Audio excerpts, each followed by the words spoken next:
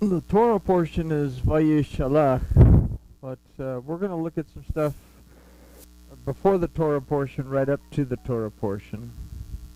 So, right up to the Torah portion. As soon as I get Krista settled in my pocket here.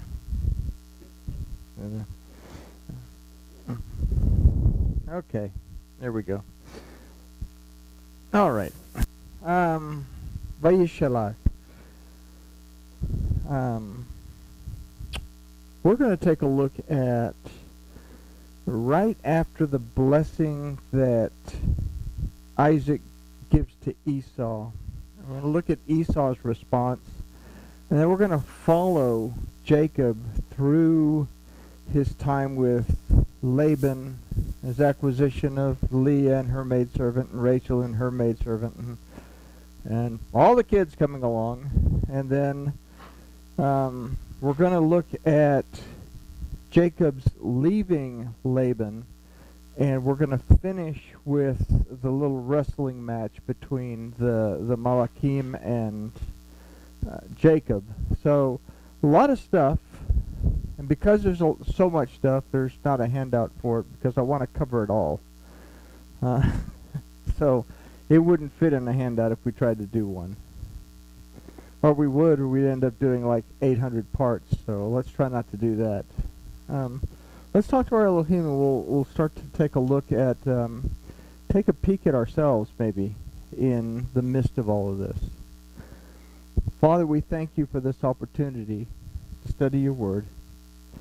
We ask that you will open our eyes, open our ears, and open our hearts, so we can see, hear, and understand what your word tells us. And we can see, hear, and understand when Esau's in control, or we struggle between Jacob and Israel. We thank you for it in the name of Yahushua. Amen. All right. So we start with Bereshit 27. 39 and 40 is the quote blessing that Isaac speaks over Esau. It says, "And Isaac his father answered and said unto him, Behold, of the fat places of the earth shall be your dwelling, and of the dew of the heaven from above." Well, that doesn't sound so bad. But then we come down, "And by your sword you shall live, and you shall serve your brother, and it shall come to pass when you shall break loose that you shall shake his yoke from off your neck." All right, so we could go into the history of this, and we could look at the relationship that's going to take place between Israel and the Edomites and the Ishmaelites in the future. But let's bring it in close to our own situation here. Esau, if it represents a carnal side of us, is always seeking the place of Jacob. In other words, it's always seeking to supplant what we need to do with what it wants us to do. Okay, so we're always serving that brother. We're always serving Jacob because we always have the need of that carnal side of us that's pushing us to do something. The part that becomes dangerous for us is, "And you shall shake off his yoke." Okay, so we say, okay, well, we shake off the yoke that causes us to supplant things, or do we shake off a yoke that keeps us from supplanting things? There's a question we have to ask. We have in Matthew, Yahushua says, "Come to me, all of you who are burdened and heavy laden, and I will give you rest. Take my yoke upon you." Okay? And then he says, "Come to me, because I'm humble." And then it says, "Within my heart you'll find rest for your souls." Okay? So the yoke that we're constantly trying to shake off is that yoke of protection that comes to us from the word of Yahweh Elohim. And it's the flesh that's always wanting to shake it off. But we're always striving to go after the brother because we want to kill Jacob. We want to kill the supplanter. But we're gonna get to a verse in a minute. Just remember that I said that when we get to this. Sometimes what has supplanted is not necessarily the thing that we have to get rid of. Does that make sense?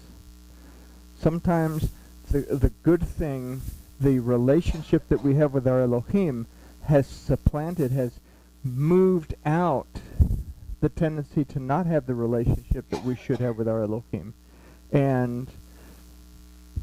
But it's Esau, it's this fleshly inclination that's always forcing us to try to shake that off. Verse 41 says, "And Esau hated Jacob because of the blessing which his father blessed him. And Esau said in his heart, Let the days of mourning for my father be at hand, and I will slay my brother Jacob." So again, Esau, the flesh, is always looking out for number one. It doesn't really make a difference what we believe to be true or untrue. It will take things that are untrue and make them true, or it will take things that are true and make them false. So it's the flesh that's always pushing us and wanting to destroy who we are in the end. So we go down. Rebekah finds out that Esau is out to kill Jacob. And let's go down to, let's go up to verse 46 of 27. Rebekah is basically telling Jacob, you know, he's really mad at you. He wants to kill you. You need to leave. I want you to go down to my brother Laban's house and do all this good, you know, hang out there until your brother gets a little bit more peaceful, and then it'll be okay. But verse 46, he says, "And Rebekah said to Isaac, I am weary of my life because of the daughters of Het. If Jacob take a wife of the daughters of Het, such as these daughters of the land, what good shall my life do to me?" Okay, so what are the daughters of Het? Who are the children of Het? They're the Hittites. They're the ones that sold Abraham the burial ground. But again, Het, we have this idea of daughter. Is first, it's a spiritual idea, but it's a spiritual idea of bat that comes from the root banah, a spiritual idea of restoration. But they're the daughters of Het. Het is a word that in Hebrew means sin. Okay, so if Jacob takes a daughter of Het, if we, being pursued by Esau, if the carnal desires are pursuing us to where we shake off the yoke of the word of Yahuwah from upon us, then we are moving towards finding restoration in the daughters of Het, that we seek to find our restoration outside of Yahuwah Elohim. And this is going to be a very important idea as we move through these verses. All right, so Rebecca has packed him a big lunch and made sure that he's got clean underwear and socks because he's moving out. And Isaac is about to tell him something. And this is going to sound very familiar because Isaac is going to tell Jacob the exact same thing that Abraham told his servant before he sent him to get Rebekah to Isaac. Says, and this is chapter 28, verse 1. Isaac called Jacob and blessed him and charged him and said to him, "You shall not take a wife of the daughters of Canaan." Again, you are a special, you come from a special branch. You come from a special family. You come from the Shemites. You're a Hebrew from Eber. Do not marry into the curse. Don't take a wife from the sons of Ham. Okay? Okay. So get up and go to around the house of Bethuel, your mother's, exactly, and take a wife from there, from the daughters of Laban, your mother's brother. Okay, so basically we're getting the same instructions that were given. So says, and El Shaddai bless you and make you fruitful and multiply you, that you may be a congregation of peoples. Now that becomes an interesting word. It's Kahila Amim, or Kahila Ha'amim, congregation of peoples. This is a plural, so a lot of people. But it's supposed to be a congregation of people. That from Jacob is supposed to come a single group of people. But what's going to happen with Jacob? Jacob is eventually going to become two different houses. And that's going to play out, well, that kind of plays out in the name Yaakov. If we will consider the name Yaakov, we have Yaakov, that if we'll consider this name, we see in the middle we have the Kof, that means what? To divide, to separate. Okay? So there'll be a separation of the house from the truth of Yahuwah. So there's going to be a separation that takes place. But Yaakov, it's not going to happen with the daughter, well, it will happen with the daughters of Canaan. Because eventually Jacob is going to ignore the wishes of Isaac. And not Jacob as a person, but Jacob as the people. This congregation of peoples is going to ignore the instructions of Isaac, and they're going to end up marrying Canaanite women anyway. So, we have the blessing, and Isaac went away, and Jacob goes away. And then verse 6 of 28, we see immediately what Esau does. It says, Esau saw that Isaac had blessed Jacob and sent him away to Padan Aram to take him a wife from there, and that he blessed him and gave him charge, you shall not take a wife of Canaan. And Jacob listened to his father. But then it says, and Esau saw the daughters of Canaan pleased not Isaac his father, so Esau went to Ishmael. Esau went to Ishmael. Who is Ishmael? The daughter of Hagar, who was from Egypt, and marries the daughters of Ishmael. So the carnal side of us. The carnal side of us doesn't get what it wants. Immediately it starts to disagree with what the Father has given us to do. Have you ever asked Elohim to help you to buzz your phone? Have you ever asked Elohim to help you to find a solution to an issue, and the solution to the issue that comes along is something that you absolutely do not want to do, and you go in the absolute opposite direction? Okay? Well, that's Esau marrying the daughters of Canaan. Okay? And we seem to marry a lot of daughters of Canaan because we allow the flesh to move us away from what the Father desires of us to do. So this is something that we get out of that. Part of that also goes back to what Rebecca said, is that she was very displeased with the daughters of Het. We read in the book of Jasher, we're going to find that the wives that Esau took were very rude, very ill-mannered, and Rebekah despised going to see Esau because of his wives. But when Jacob finally returns after all these years, it's a very lovely thing. So there's a big difference in what's going on. But anyway, back to where we were. So, what have we gotten so far? We have this idea that we have to move towards the direction that the Father tells us. We have to understand that the carnal side of us is always in pursuit. We have to be aware of what kind of restoration we're seeking. Are we seeking to marry the daughters of Het? Are we seeking the daughters of Ishmael, which are basically founded in slavery? So, are we seeking our own bondage? In a lot of cases, we're often seeking our own bondage because we move towards doing things that go contrary to the Father's plans, and we end up being stifled by what we run into. So that brings us to this next part where Jacob comes to a place and he's tired and he decides he's going to use a rock to sleep on. I guess they didn't have the, what was it, My Pillow back then. So in the midst of sleeping on a rock, he has a vision, and I can imagine. What does he see?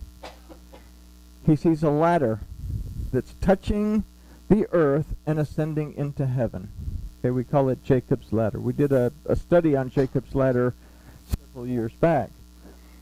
But there are malakim, there are messengers of Elohim ascending and descending. What we considered in that study that we did all those years ago is that the word of Elohim comes down to us, and our desire goes up to Elohim, and it's a back and forth communication if we are in a connected state of being. Is Jacob right now is in a connected state of being. He's doing what the Father has asked him to do. He's not marrying into the daughters of Het. He's not taking the daughters of Canaan. So he sees this connection. We brought it down in that study. We looked at there's 22 letters of the alphabet, and we considered 22 rungs, and each one of those letters represents something along the way up and along the way down. But we have to consider that the last letter of the alphabet is the Tav. Now it has a numerical value of 400, and that's going to be very important here in a few minutes. That we move from the Tav, our furthest point from the Aleph, we're always moving upward to find ourselves in the presence of the Aleph, which is a representation of Elohim.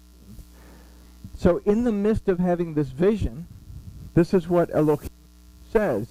Elohim shows up. It says, and Yahuwah stood beside him and said, I am Yahuwah, the Elohim of Abraham your father, and the Elohim of Isaac. The land whereon you lie, to you will I give it, and to your seed. Your seed shall be as the dust of the earth, and you shall spread abroad to the west, and to the east, and to the north, and to the south. And in your seed shall all the families of the earth be blessed. Giving him the same blessing that he gave Abraham and to Isaac. Okay, so the blessing is continuing on. And behold, I am with you, and I will keep you wherever you go, and I will bring you back into this land, for I will not leave you until I have done that which I have spoken to you of. Okay, so I will bring you back into this land. You're going to go hang out in Haran with Laban and company, but I'm going to bring you back, and I'm not going to leave you until I've done everything that I've told you I was going to do. So the question there is, if Elohim completes and does everything that he says that he's going to do for him, is he going to leave him? Okay? What that gives us something to think about is that no matter how close our relationship with our Elohim may be in our own eyes, Elohim will never do for us everything that he said that he will do, because we don't let him. Therefore, Elohim is always with us. Okay? It's our free will that keeps us connected to our Elohim. Otherwise, he wouldn't really need to hang out, because we would basically be robots. I mean, be like one of those vacuum cleaners. I don't know if you've seen them, that you can put it on your floor and program it, and it'll just go ahead and vacuum your floor for you, and you can go shopping and not worry about it. We'll be like the vacuum cleaner thing. Behold, I'm with you, and I will keep you wherever you go, and I will bring you back to this land, for I will not leave you until that I've done that which I've spoken of to you. Then this is an interesting verse. It's verse 16 of chapter 28. Let's see if this sounds familiar to any of us. And Jacob awoke out and he said, surely Yahuwah is in this place, and I didn't know it. Sound familiar? You ever get into a quandary where Esau's chasing you. Esau wants to kill you. You're trying to make the right decisions. You're trying to do what the Father says. And I can do all things through me who strengthens me. Because Yahuwah is present. He's willing to do everything. But I'm not aware that he's present. So therefore, I have control of the ship, so to speak. I thought that was kind of interesting. Says, but then he figured it out. Then he figures it out that Yahuwah is present, and he says, and then he was reverent. How full of awe is this place? This is none other than the house of Elohim, and this is the gate of the heavens. And he rose up early in the morning and took the stone that he'd used for a pillow, and he made an altar, and he poured oil on the top of it. Okay, so what does that represent? Jacob is making a covenant right then and there with Elohim. Okay? Now, we've just read that I'm not going to leave you. I'm going to take care of you. Jacob makes a covenant and accepts all this. And he named the place Bethel. And then listen to what Jacob says. Now, Elohim has just promised him. Yahuwah Elohim has just promised to take care of him. Promised to be there for him, promised to give him, fulfill the promise that he's made. You don't have to do anything. I'm going to take care of you. All you have to do is recognize that I'm here. And listen to what Jacob says.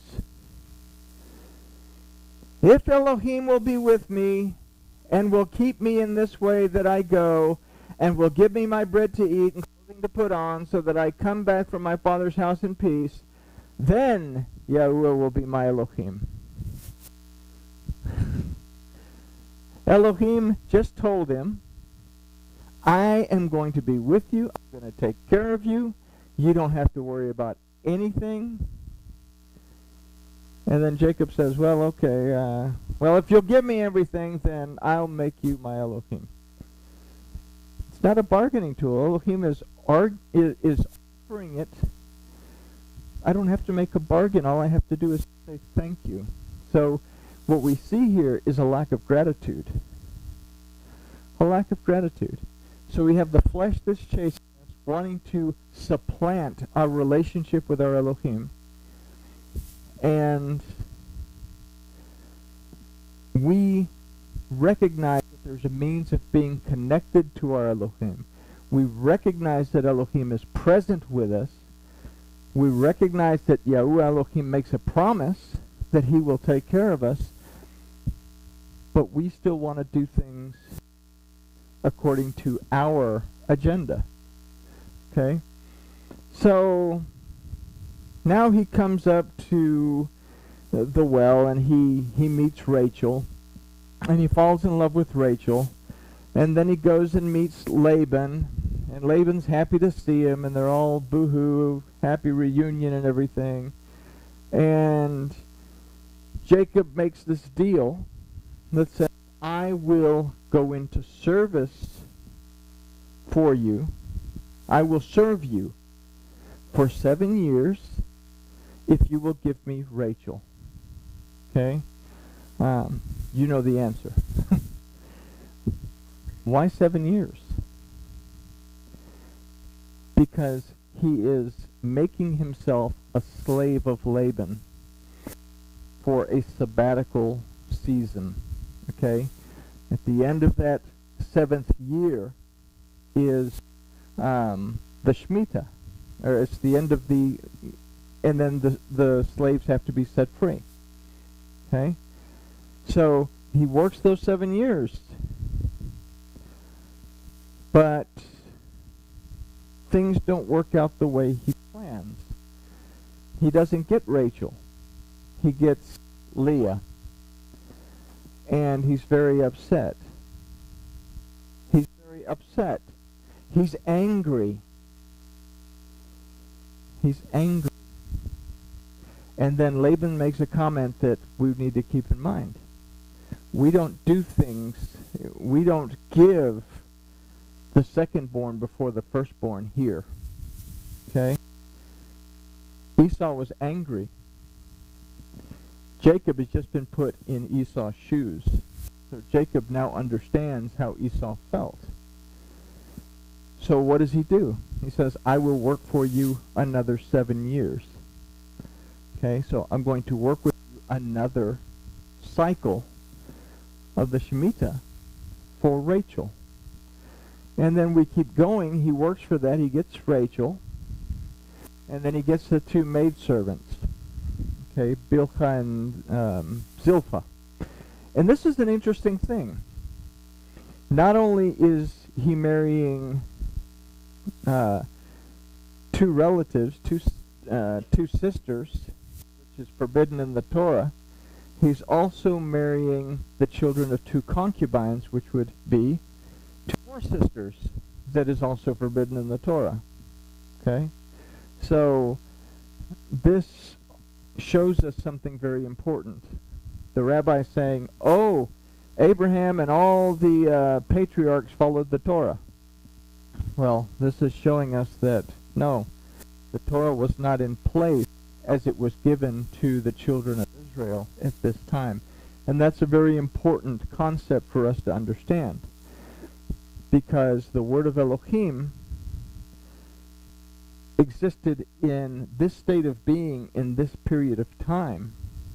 The Torah was given, and the Torah will remain in effect until the prince returns and things change in Ezekiel. What do we see in Ezekiel? Is we see another change take place within the Torah. Okay, so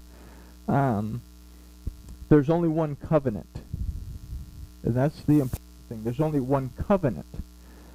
The statutes within that covenant are amended, but they are never changed. Does that make sense? They may be amended, but they are never changed.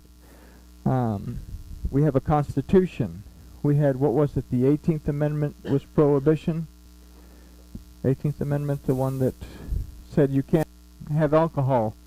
And then we had guys like Al Capone and all those wonderful people that rose up until the 23rd Amendment, when they repealed that amendment because it was stupid. Okay?